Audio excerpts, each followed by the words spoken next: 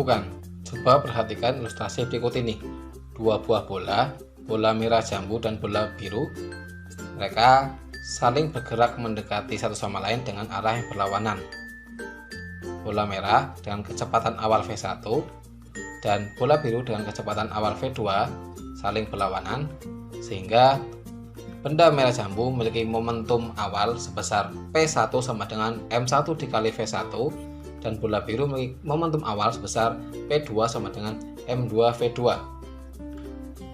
Kemudian mereka saling bertemu sehingga memberikan gaya satu sama lain yang arahnya saling berlawanan selama selang waktu tertentu, sehingga masing-masing bola terpental satu sama lain pada arah sebaliknya.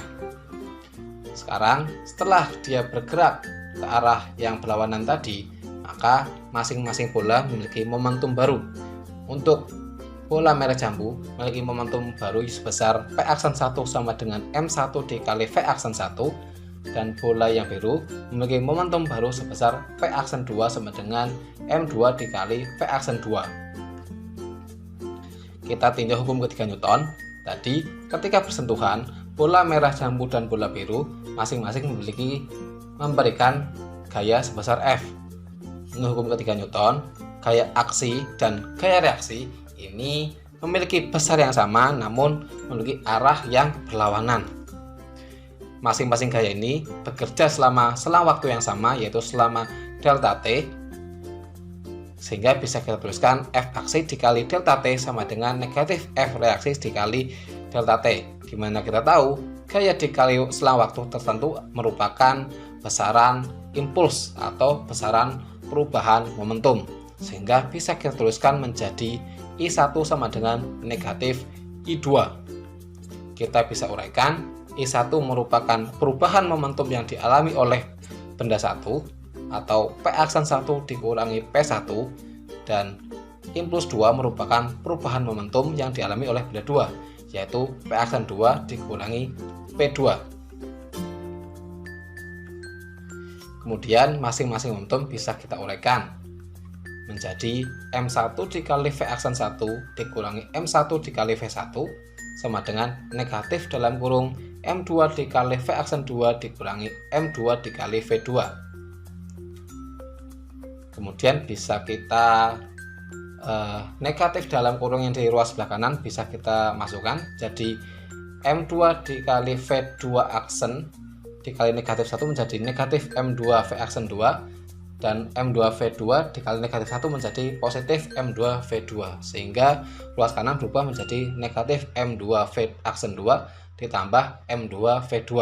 Kemudian bisa kita susun ulang menjadi M1 V aksen 1 ditambah M2 V aksen 2 sama dengan M1 V1 ditambah M2 V2.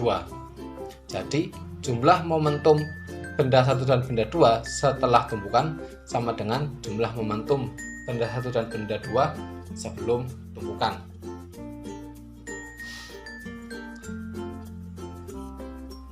Nah, fenomena ini biasa kita sebut sebagai hukum kekekalan momentum, di mana jumlah momentum sebelum tumpukan selalu sama dengan jumlah momentum sebelum tumpukan.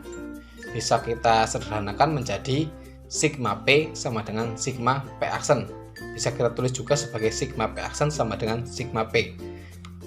Jumlah momentum suatu benda yang bertumpukan itu bersifat kekal antara sebelum dan setelah tumpukan selama tidak ada gaya luar yang mempengaruhinya. Koefisien restitusi kita definisikan sebagai perbandingan kecepatan relatif sesudah terhadap sebelum tumpukan. Kita bisa tuliskan secara matematis sebagai E kecil sama dengan negatif dari V aksen 2 dikurangi V aksen 1 dibagi V2 dikurangi V1. Di bagian pembilang, V aksen 2 dikurangi V aksen 1 merupakan kecepatan relatif benda 2 terhadap benda 1 setelah tumpukan. Kemudian di bagian penyebut, V2 dikurangi V1 merupakan kecepatan relatif benda 2 terhadap benda 1 sebelum tumpukan. Kemudian tanda negatif ini merupakan faktor pengalih agar koefisien restitusi yang diperoleh selalu bernilai positif. Dikarenakan di bagian pembilang memiliki dimensi MLT-1 dan menyebut memiliki dimensi MLT-1 juga, maka koefisien restitusi tidak memiliki dimensi.